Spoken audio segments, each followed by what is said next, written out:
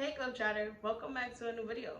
So in today's video, I'm in a new country. I am in Santo Domingo, Dominican Republic.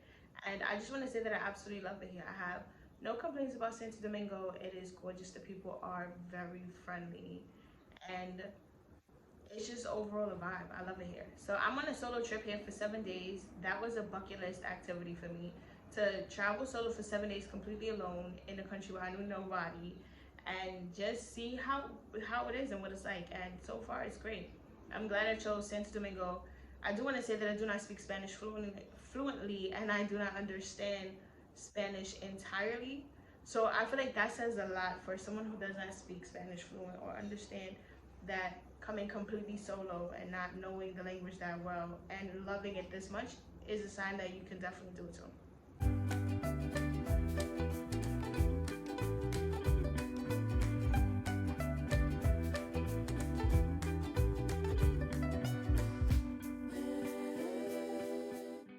So before I get into the tips on how to navigate the Dominican Republic, I do ask that you subscribe, turn on the bell notification, like, share, comment. Like, I want to talk to y'all, so definitely do those things. And now let's get into it.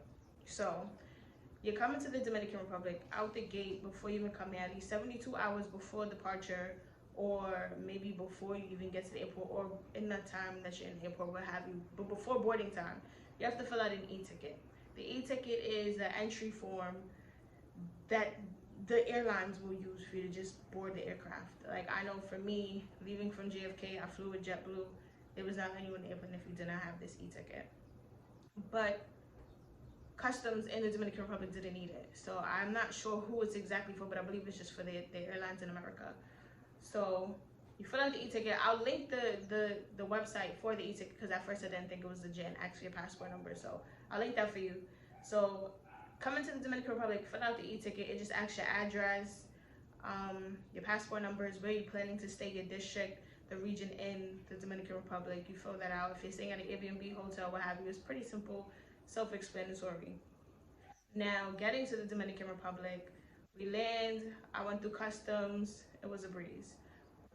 Now, I don't have an international phone plan, and the phone plan that I do have, I have AT&T. They charge a lot of money to have like the travel plan added onto your already existing plan. So I got a local SIM. If you're gonna get a local SIM, please make sure that your phone is unlocked so you can use the SIM. The SIM here, I went with the phone company called Claro. They're on the airport grounds, but they're outside of the airport, but still in the airport building. So once you leave customs and you go through the declaration area and you pass the baggage claim and you go to exit, well, I think it's baggage claim, not customs. When you go to exit, now you see a whole bunch of people like waiting for their family. Like, I've only seen the movies, I've never seen it in real life, where the holding signs like welcome home. You see that there, and along the right side there are different phone companies. I went with Claro because I heard great things about them. I paid $9.09, I think, US for, I asked for 7. I'm not exactly sure if it's 5 because I have the app. I don't know. I asked it for 7. On the app, it's in Spanish. There's a little bit of translation issues, even though I tried to translate it. As to whether I have 15 days of a certain amount of gigabytes for internet, or if I have 5 days, I don't know. I'll give you an update video on that later. So I got Claro, $9.09. I got 8 gigabytes of data, 120 Dominican pesos in phone calls, and 60 Dominican pesos in text messages. The internet has been working extremely fast. I love it. So yes, now I have my phone plan. Oh, and two, if you do not speak Spanish fluently, definitely download a translator app, because English speakers are not common here, and you shouldn't even expect that. Like, this is Dominican Republic, they speak Spanish. That's their native language. So definitely download the translator app. They will help you. They will try to figure it out as much as they can. If they don't understand, they'll talk slowly to you. But if having that translator app will definitely help you and get you by faster. So download a translate app. I have, I think, iTranslate that comes on the iPhone, and then there's Google Translate. I like Google Translate, so that's just a heads up.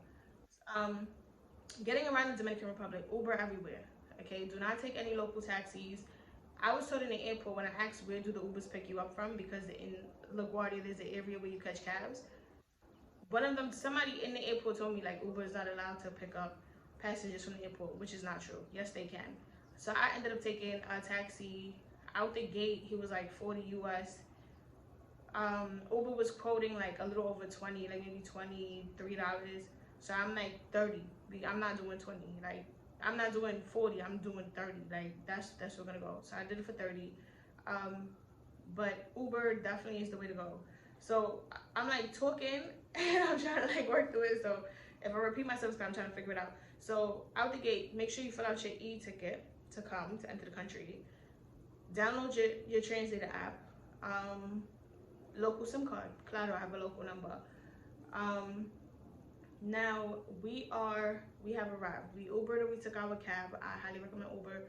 We Ubered to our destination. We're staying in an Airbnb. We have arrived. Now, one thing that I have learned, and I don't know if a lot of people know this, because when I told some of my friends, it was like, oh, I did not know this.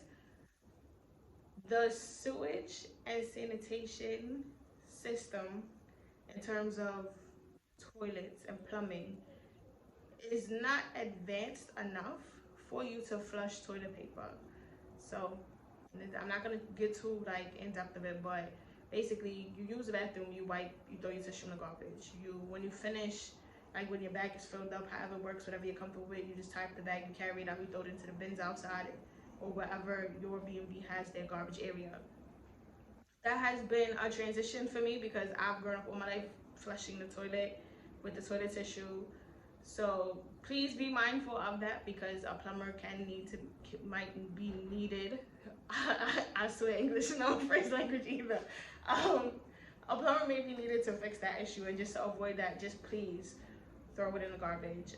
Be prepared to do that. I adjusted quickly after I think 3 days.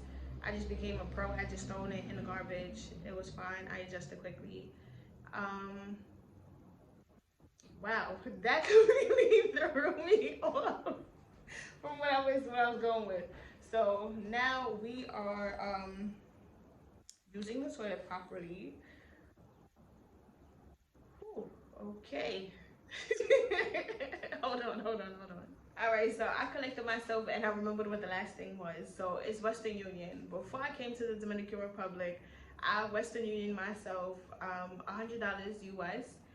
And I went to Western Union and I picked up, it was 5,460 Dominican pesos. This is how their money looks. So the smallest bill that I've had was 50. After that, it's like coins, hundreds, there's $1,000 bills, 1,000, 2,000. I'm not sure how big the notes get, but this is like the cash that I've gotten from it. I feel like the exchange rate, that's the best option.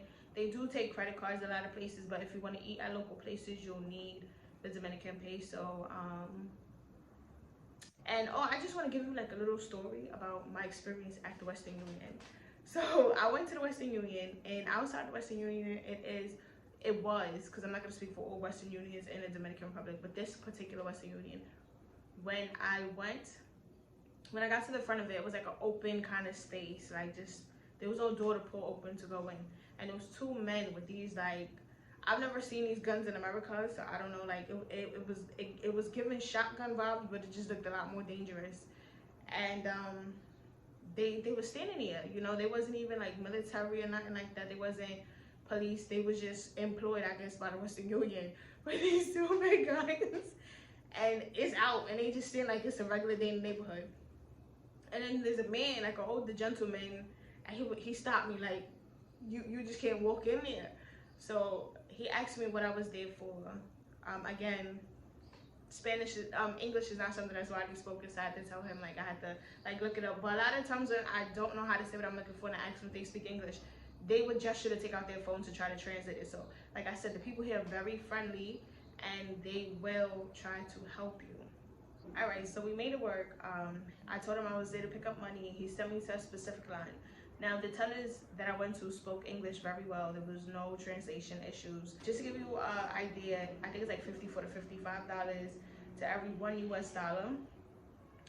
So $2 US is like 100 pesos, and 20 US is 1,000 pesos, just to give you an idea of the conversion.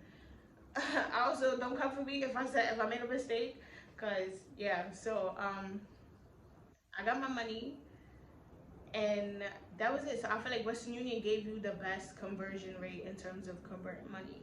And that was the last tip that I have, but it's not the very last thing that I want to say. So the last thing that I want to say is DR has a tax. It's called ITBIS. So that tax could range, I'm not sure. I think like at one restaurant it was 10%. This is a supermarket, it was 18%. So I've seen reviews on certain restaurants from like tourists like, oh, if you're a tourist, they'll charge you extra. No, their menu does not reflect that price with the added tax. So like I've been eating salmon, so it's like 750 Dominican pesos for the salmon, but when I would get the check, it'd be like 850, and it's 850 because of that tax that they're adding on. So just as a heads up, there is an added tax, and it's not because you're a tourist. Like, I mean, correct me if I'm wrong, because if you're from here and you like, nah, we don't pay that, like, tell me. But from my understanding, on the actual menus, like one restaurant that I went to, it said like that tax was not included. So I'm assuming, and I'm almost certain that everybody was paying that added tax on the bill. So that's just my heads up. There's an additional tax. It'll throw you off when you get your checks. Don't feel like the people is ripping you off unless they're ripping you off. And just know that there are some places, like one place that I visited that you'll see coming up, that they did charge me extra because I was a tourist, but it was only 100 pesos extra. And that's it. That is officially it. Thank you for watching this far. I hope these tips help you with navigating the Dominican Republic. We know all that we need to know. We know we need a translator app, a local SIM if we don't have the international plan. Western Union ourselves some money for the best rates, in my opinion. And did I say this? We know how to use the bathroom? Because that stuck out to me. That was the most like cultural difference for me, that I was like, wow, okay, I can't do this. So keep that in mind. I love the Dominican Republic. It is beautiful. I can't wait to come back. I'm not leaving anytime soon, but I cannot wait to come back. I'm already planning my return, and I hope that when you come, these tips help you and you have a great trip. So I'll see you in the next video. See you later, Globetrotters.